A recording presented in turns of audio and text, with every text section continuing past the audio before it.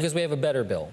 There's a better bill out there called the Countering Antisemitism Act that's bipartisan, is bicameral, and is something that would do a better job to be able to address the concerns of anti-Semitism, to be able to make sure, not just in terms of education and college campuses, but it would actually create a position for a national coordinator on anti-Semitism.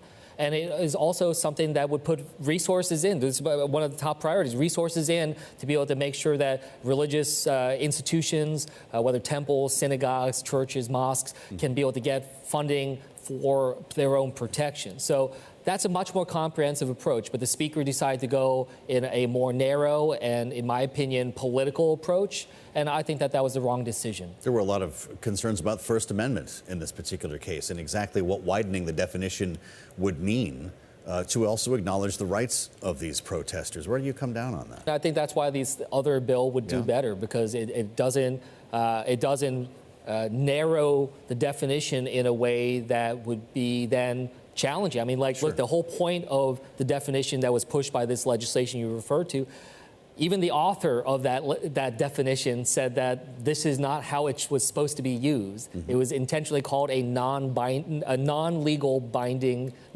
binding definition. And then the idea that we would put it into U.S. law is the wrong approach.